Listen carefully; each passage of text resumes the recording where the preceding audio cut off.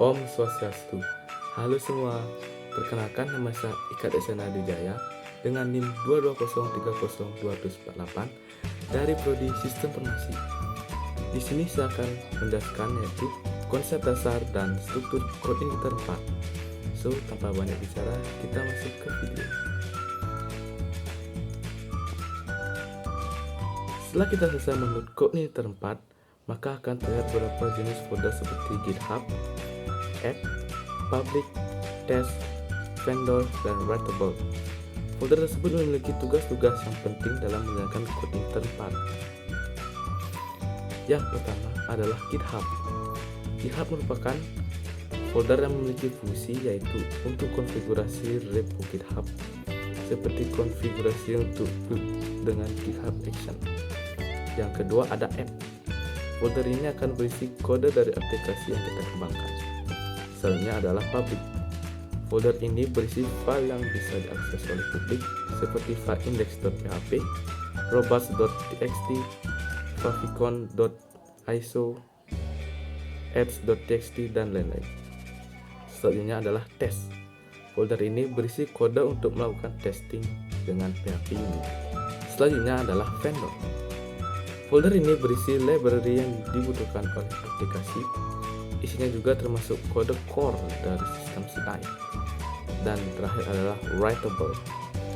Writable ini berisi file yang ditulis oleh aplikasi. Nantinya kita bisa pakai untuk menyimpan file yang diupload, logs, session, dan lain-lain. Selanjutnya adalah penyelesaian file koordinator 4. Di dalam koordinator 4 sendiri terdapat beberapa jenis file.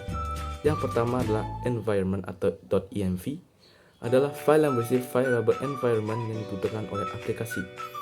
Selanjutnya adalah gitnode, adalah file yang berisi daftar nama file dan folder yang akan diabaikan oleh Git. Selanjutnya adalah build, adalah script untuk mengubah versi koordinator yang digunakan. Ada versi release yang stabil dan versi development atau beta yang sedikit labil. Selanjutnya adalah composer.json, adalah file JSON yang berisi informasi tentang proyek dan daftar library yang dibutuhkan. File ini digunakan oleh komposer sebagai acuan. Selanjutnya adalah composer.log, adalah file yang berisi informasi versi dari library yang digunakan oleh aplikasi. Selanjutnya adalah license.txt, adalah file yang berisi penjelasan tentang lisensi koordinator. Selanjutnya adalah phpunit.xml.dis, adalah file XML yang berisi konfigurasi untuk PHP unit. Kemudian adalah readme.md, adalah file keterangan tentang codebase CI. Ini biasanya akan dibutuhkan pada repo GitHub ataupun GitLab. Dan yang terakhir adalah Spark, adalah program atau script yang berfungsi untuk menjalankan server, generate kode, dan lain-lain. Selanjutnya adalah konsep MVC Coordinator 4. MVC atau model view control sendiri adalah konsep desain yang digunakan dalam banyak kerangka kerja pengembangan web, termasuk Coordinator 4. Konsep ini membantu mengorganisasi kode dalam sebuah aplikasi web yang menjadi 3 komponen utama.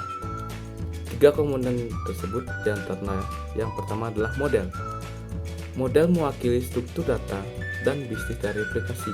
Ini bertanggung jawab untuk mengelola akses ke database, memproses data, mengirimkannya ke controller atau view sesuai kebutuhannya. Selanjutnya adalah view. View bertanggung jawab untuk menampilkan informasi kepada pengguna akhir. Ini adalah bagian tampilan dari aplikasi yang misalnya berisi HTML, CSS, dan tampilan data yang telah diproses oleh controller. Dan selanjutnya adalah controller. Controller bertindak sebagai perantara antara model dan view. Ini menerima permintaan dari pengguna, memprosesnya dengan menggunakan model, dan kemudian mengirimkannya hasilnya ke view yang sesuai untuk didapatkan kepada pengguna. Dalam koordinator 4 biasanya akan menemukan struktur direktori yang mengikuti konsep ini. Yang pertama adalah app/controllers. Ini adalah tempat Anda menempatkan controller Anda. Controller ini akan menerima permintaan HTTP dari pengguna dan memprosesnya. Yang kedua adalah apps/models, yaitu model-model akan berada di sini.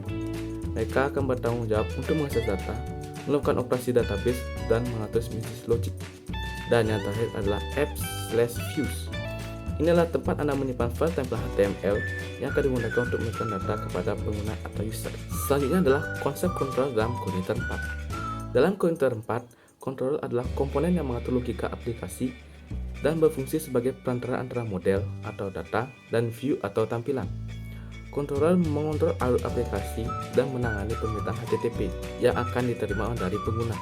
Singkatnya, controller adalah otak aplikasi dalam Cogniter 4 yang mengatur alur dan logika bisnis, menghubungkan data dengan tampilan, dan merespon permintaan pengguna melalui HTTP. Baik, sekian pemahaman saya tentang konsep dasar dan struktur Cogniter 4. Jika ada kesalahan kata mohon dimaafkan. Sampai jumpa di next video. Om Santi Santi Santi Om.